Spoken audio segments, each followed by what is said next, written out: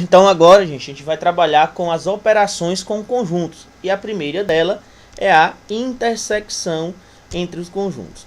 Olha, qual a definição? Lembrando primeiro da simbologia, olha, que eu tenho A intersecção com B. Então, esse símbolo aqui, ele corresponde à intersecção. Então, vamos entender essa operação de intersecção entre dois conjuntos. Então, eu tenho um conjunto A formado pelos elementos 0, 1, 2, 3 e 4 e um conjunto B pelos elementos 0, 2, 5 e 6. E a intersecção entre A e B é um conjunto, então vamos lembrar, a intersecção entre conjuntos é um novo conjunto formado por quais elementos? Olha o que diz aqui, a intersecção entre A e B é um conjunto formado pelos elementos X, tal que X pertence a A e X pertence a B. Então, ó, conectivo aqui, olha, o X pertence a A e o X pertence a B, ou seja, é o conjunto formado pelos aqueles elementos que pertencem a A e B simultaneamente. Então, aqui nós temos a representação, ó, o conjunto A formado pelos elementos 0, 1, 2, 3 e 4 e o conjunto B formado pelos elementos 0, 2, 5 e 6. Então, essa parte aqui, olha, representada pelos elementos 0 e 2, esse conjunto aqui é a nossa intersecção. Então, é o conjunto formado pelos elementos que pertencem ao conjunto A e, ao mesmo tempo, ao conjunto B. Por isso, a intersecção entre A e B é o conjunto formado pelos elementos 0 e 2. A próxima operação entre conjuntos é a união entre eles. Olha, vamos entender a ideia de união ou reunião de conjuntos. Gente, é bem simples.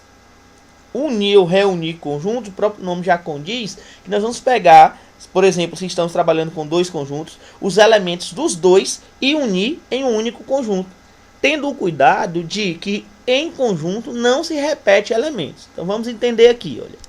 Nós temos um conjunto A e um conjunto B. O conjunto A formado pelos elementos 0, 1, 2, 3 e 4 e o conjunto B por 0, 2, 5 e 6. Olha aqui o símbolo, enquanto a simbologia anterior é de intersecção, essa aqui é de união. Olha, na intersecção, qual a diferença aqui da definição da intersecção para a união? Vai ser o conectivo, gente. Falei para vocês, na intersecção era o conjunto formado pelos elementos X que pertenciam a A e X pertencia também a B. Aqui diz o seguinte, olha, são os elementos X, tal que X pertence a A ou X pertence a B. Então, nós vamos pegar os elementos de A e de B e reunir em um único conjunto. Então, olha, como vai ficar a união entre esses dois conjuntos? Eu tenho os elementos de A, 0, 1, 2, 3, 4 e 5. Fala, então, aqui eu vou acrescentar os elementos de B, 0, 2, 5 e 6. Gente, em conjunto não repete elemento. Então, ele é um elemento de um conjunto. Então, ele não pode aparecer duas vezes no mesmo conjunto. Então, eu peguei o 0, 1, 2, 3, 4, que são os elementos de A, e acrescentei 5 e 6. Porque o 0 já estava aqui e o 2 também já estava aqui.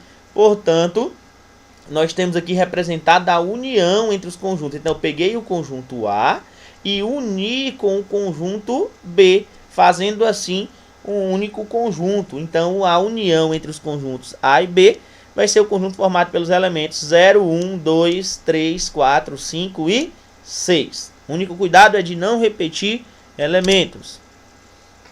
Portanto, olha, a união de dois conjuntos A e B é o conjunto C, né, a gente pode dizer assim, formado por todos os elementos que pertencem a A ou pertencem a B.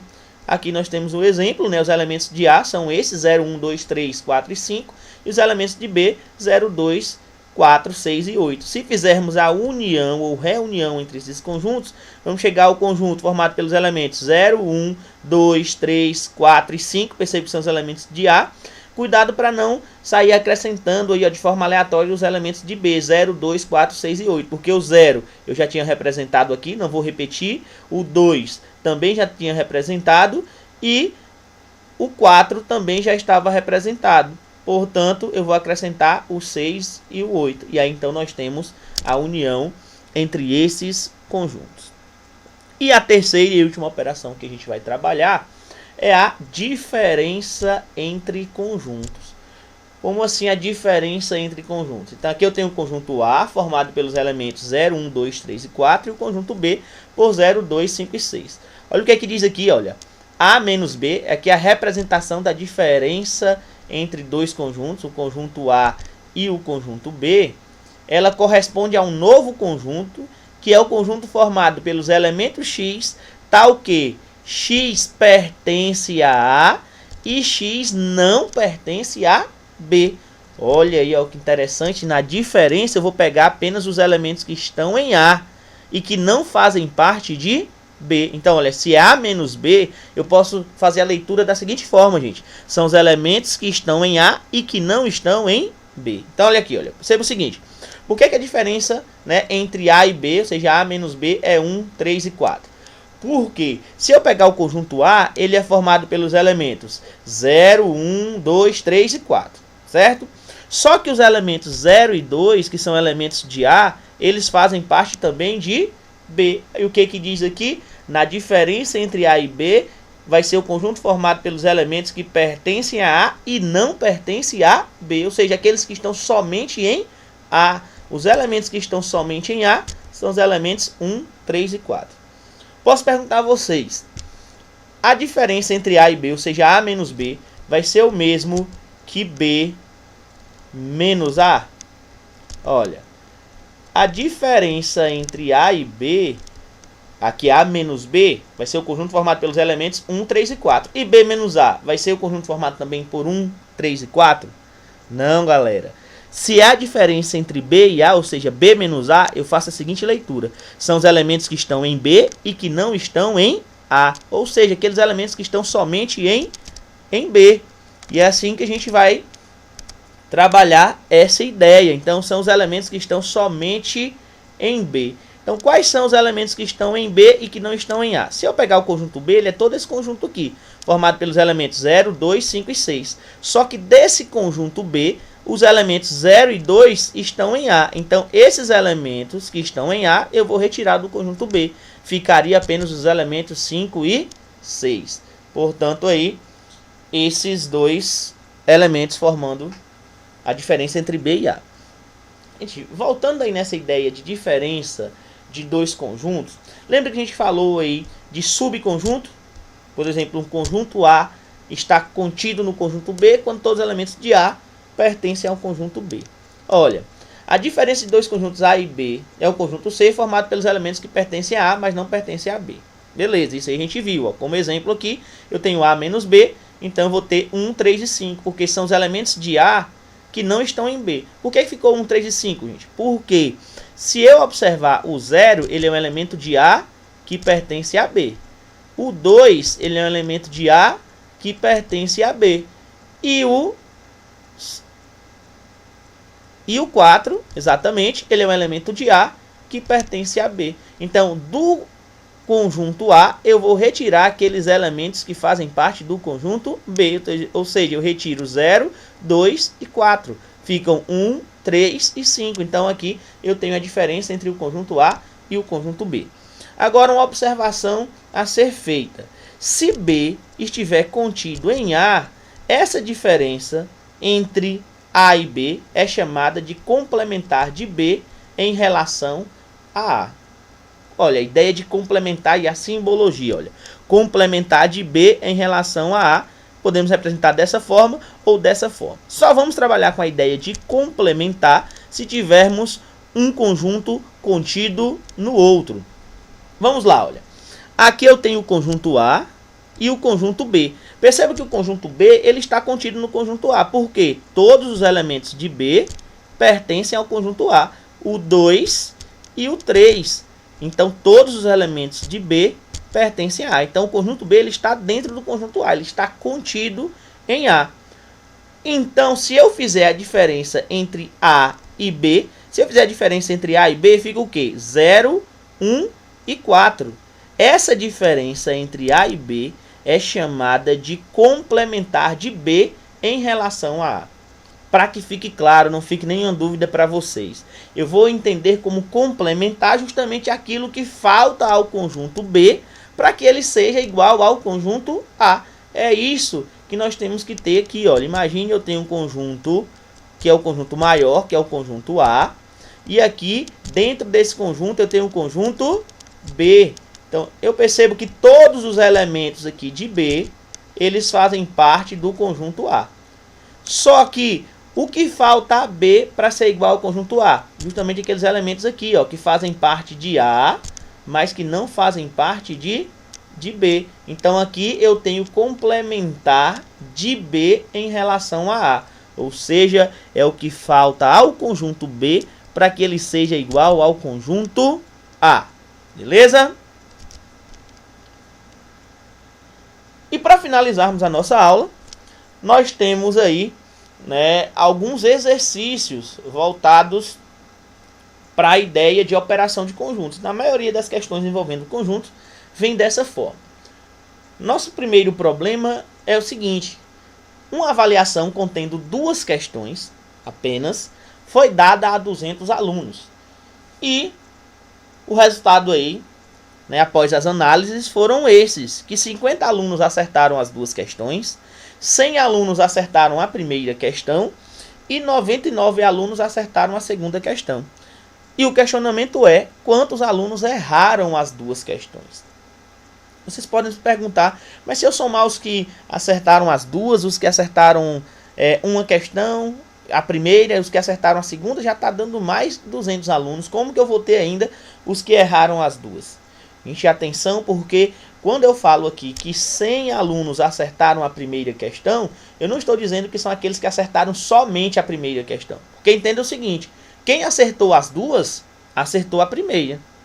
Quem acertou as 2, obviamente acertou a segunda. Então esse é o truque que nós temos que ter aí em mente para resolver esse tipo de questão. E qual é a dica que eu tenho para trazer para vocês? Primeiro, gente, vamos representar por diagramas. Eu vou representar aqui por 2 diagramas, que eu posso dizer que esse diagrama representa as pessoas que acertaram a primeira questão e esse diagrama os que acertaram a segunda questão. E vamos entender o que significa cada uma das regiões. Lembram que essa parte aqui central é a intersecção, ou seja, ele corresponde à quantidade de pessoas que acertaram a primeira questão e simultaneamente acertou a segunda, ou seja, é a quantidade de alunos que acertaram as 2 questões. Então a gente inicia a resolução das questões pela intersecção. Essa é a dica que eu tenho para passar para vocês. E agora nós temos aí a representação, olha. Eu tenho que 50 alunos acertaram as 2 questões. Então, lembrando lá a intersecção, aqui, ó, 50 alunos responderam as 2. Por que que aqui ficou 50? Esse conjunto aqui verde, eu estou dizendo que são as pessoas, a quantidade de pessoas que acertou a primeira questão. Essa parte aqui, gente, corresponde às pessoas que acertaram a primeira, mas não acertou as 2, ou seja, não acertou a segunda. Acertou a primeira, mas não acertou a segunda, ou seja, acertou somente a primeira questão. Olha, se eu sei que o total de pessoas que acertou a primeira questão foi 100, mas que desses 100 eu sei que 50 acertou as 2, aqui eu vou ter 50. Eu faço 100 menos 50, que fica 50, ou seja, 50 pessoas acertaram as 2 questões e 50 pessoas acertaram apenas a primeira questão, totalizando 100 pessoas que acertaram a primeira questão. A mesma coisa eu faço com a segunda questão. Quando eu falo que 99 pessoas acertaram a segunda questão, estão incluídos os que acertaram somente a primeira, somente a segunda, desculpa, e aquelas que acertaram a primeira e a segunda questão. Se eu sei que tudo que está dentro do conjunto que representa a segunda questão deve totalizar 99, e eu sei que a intersecção aqui é 50, então eu faço 99 menos 50, que vai ser igual a 49. Se a questão perguntasse quantas pessoas acertaram somente a primeira questão, 50. Quantos acertaram somente a segunda questão? 49. Quantos acertaram as 2 questões? 50. Mas o nosso questionamento é: quantas pessoas erraram as 2 questões? Ou seja, é aquela quantidade de pessoas que está aqui, ó, fora desses 2 conjuntos, que não acertaram nem a primeira, nem a segunda questão. O que você pode fazer? Se o total de pessoas é 200, é só retirar a quantidade que nós já temos representado aqui. 50, 50 e 49. Então, pegando 200 menos 50, menos 50, menos 49, chegamos a um total de 51 alunos. Portanto, 51 alunos erraram as 2 questões. E o problema aqui, já evoluindo mais um pouco, já trabalhando com 3 conjuntos para finalizarmos a aula de hoje. Um editor estuda a possibilidade de lançar novamente as publicações A Hora da Estrela, Memórias Póstumas de Brás Cuba e Grande Sertão Vereda. Grandes Sertões Veredas. Para isto, efetuou uma pesquisa de mercado e concluiu que em cada 1000 pessoas consultadas, os dados foram esses. 600 leram A Hora da Estrela, 400 leram Memórias Póstumas de Brás Cuba, 300 leram Grandes Sertões Vereda, e aí nós temos os outros valores, 200 leram A Hora da Estrela e Memórias Póstumas de Brás Cuba, 150 leram A Hora da Estrela e Grandes Sertões Vereda, 100 leram Grandes Sertões Vereda e Memórias Póstumas de Brás Cuba, e 20 leram as 3 obras. Essa informação aqui é fundamental, porque, gente, 20 leram as 3 obras é a intersecção entre os 3, a quantidade de pessoas que leram as 3 obras. Então, a primeira coisa que a gente tem que fazer é tentar representar aí através de diagramas. Então, aqui eu tenho o diagrama A, por exemplo, eu posso dizer que são os que leram A Hora da Estrela, o B, Brás Cuba, e C, Grandes Sertões Veredas. Então, a gente percebe o seguinte, nessa intersecção, 20 pessoas que leram as 3 obras é aquela parte que pertence ao conjunto A, ao conjunto B e também ao conjunto C. Então, o que a gente vai fazer? Esse primeiro conjunto eu vou representar pelos que leram A Hora da Estrela. Esse conjunto aqui eu vou representar por aqueles que leram Memórias Póstumas de Brás Cuba. E nesse conjunto aqui eu vou representar os que leram Grande Sertão Vereda. Gente, eu sempre inicio esse tipo de resolução pela intersecção. Nesse caso, eu tenho intersecção entre 3 conjuntos. Qual é a parte, a área que pertence, que faz parte dos 3 conjuntos simultaneamente? Olha, aqui eu tenho esse conjunto e tenho o terceiro conjunto. A gente vai perceber que essa região aqui, ela faz parte dos 3 conjuntos simultaneamente. Então, ela faz parte do conjunto dos que leram A Hora da Estrela, Memórias Póstumas de Brás Cuba e Grandes Sertões Veredas. Então, eu tenho 20 pessoas aqui que leram as 3. Vamos agora seguir aqui as nossas informações. Então, utilizei essa. A próxima diz o quê? Que 100 leram Grandes Sertões Veredas e Memórias Póstumas de Brás Cuba. Olha, a região que representa os que leram Memórias Póstumas de Brás Cuba e Grande Sertão Vereda é essa região aqui, Percebam que é toda essa região. Tem que totalizar quanto? Tem que totalizar 100. Se eu já tenho 20, faço 20 menos 100, aqui fica 80. Próxima informação, 150 leram A Hora da Estrela e Grande Sertão Vereda. Hora da Estrela é esse conjunto. Grande Sertão Vereda, esse conjunto. A região que compreende os dois, a gente vai observar que é essa aqui, que tem que totalizar quanto? 150. Se eu já tenho 20, por isso aqui vai ficar 130. 150 menos 20. 200 leram A Hora da Estrela e Memórias Póstumas de Brás Cuba. Então, a região que representa aqui os que leram A Hora da Estrela e Memórias Póstumas de Brás Cuba, vocês vão perceber que é toda essa região, olha, que tem que totalizar quanto? 200. Se eu já tenho representado nessa região 20, 200 menos 20 dá 180. E agora nós vamos para as outras informações. 300 leram Grande Sertão Vereda. Então, tudo que está dentro do conjunto que representa Grande Sertão Vereda tem que totalizar 300. Só que eu já tenho aqui 130, 20 e 80. 130 mais 20, 150. 150 mais 80, 230. Para 300 falta quanto? 70. Então quer dizer que 70 leram somente Grande Sertão Veredas. 400 leram Memórias Póstumas de Brás Cuba. Então, Memórias Póstumas de Brás Cuba é todo esse conjunto aqui. Tem que totalizar quanto? 400. Só que eu já tenho representado 180, 20 e 80. Olha, 80 mais 20 dá 100, mais 180 vai dar 280. Para 400, falta 120, certo?